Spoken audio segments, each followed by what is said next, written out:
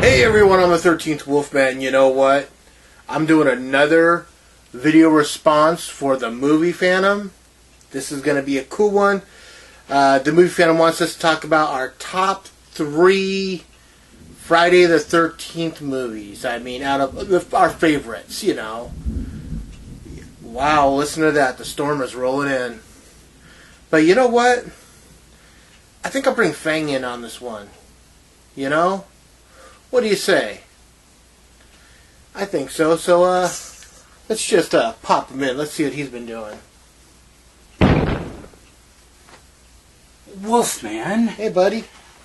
I was grabbing a book to read, and I got Battle Royale. It looks like a book. What? What? Must I pop you in? Yes, I must pop you in from time to time. I like spending time with you. You like spending time with me. I was going to read a book. You're always reading a book. I wasn't going to sit on my bottom watching another stupid movie. I was going to read a book. But you're always reading books. Come on. Just get this over with. Okay, this is another video response for the movie Phantom. Oh, don't mug. Come on. He's got to be this way. and you're here too, isn't it wonderful? Just get on with it. Yeah. So, the movie Phantom wanted to know what our top 3 favorite Friday the 13th films are. That's easy. Okay. 1, 3, and 6. Okay, pop me out. 1, 3, and 6. In any order, or do you have reasons why 1, 3, and 6? Come on.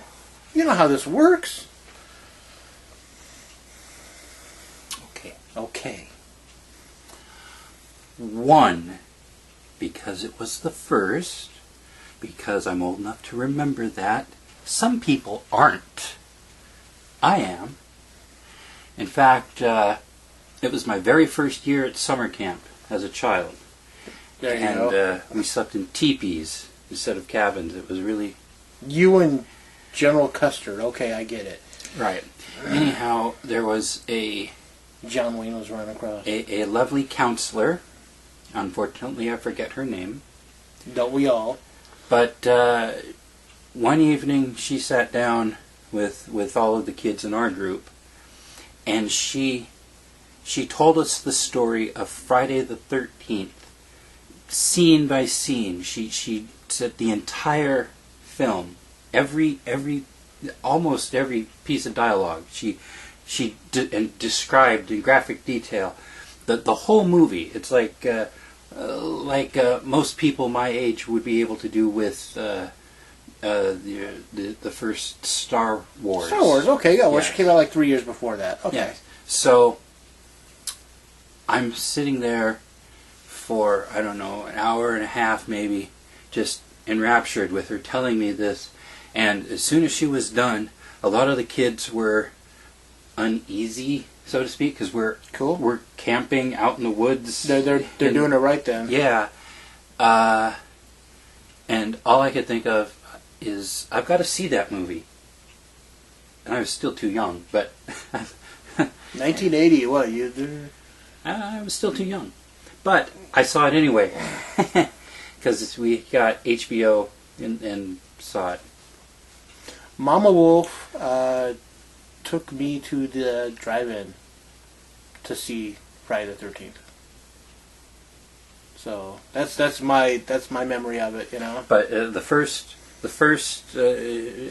popped my horror cherry, if you will, and Friday the 13th. It was yeah. It was so that's why 1 is there.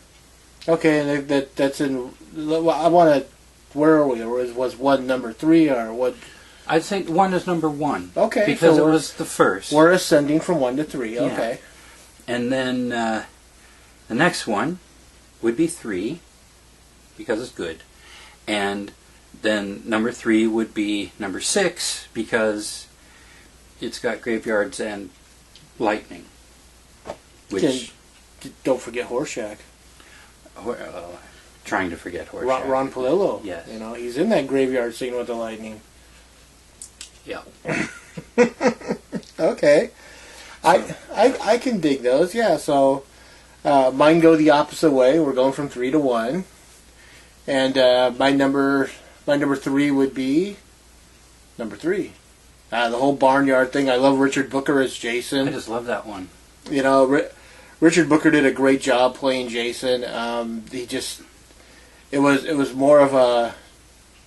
In fact, a lot of people get all wrapped up with the fact that Kane Hodder made 4 Friday the 13th films.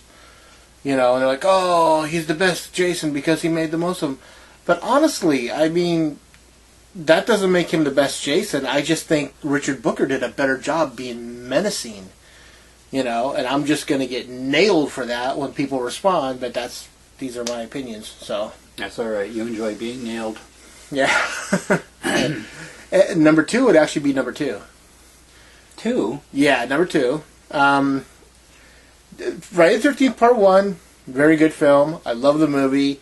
If this was a top 5, it would definitely be in the number 4 spot, somewhere there. But number 2 was the first time Jason came out. You know, the first one, spoiler alert, it's the mother. Oh, I didn't have my fingers in my You ears saw before you the said movie mother. when you were 11. The memory is not that bad.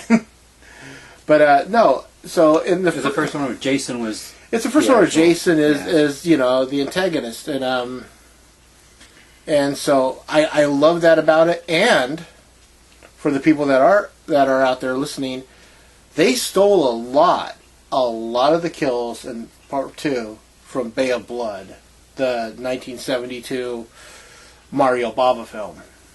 And in fact, the scene where they're on the bed, the guy and the girl on the bed, and the spear comes through them, is directly taken from Bay of Blood. See, I've never seen that one. You know, well, Do you have it? Yeah. I have to see it sometime. Yeah, yeah, I have Bay of You'll Blood. have to just pop me in the middle of a bath or something so I can watch. Just go on. Yeah, you were saying. You? So like I was saying with Friday the 13th Part 1, you know, I saw it at the drive-in. I also saw Part 2 at the drive-in. Hmm.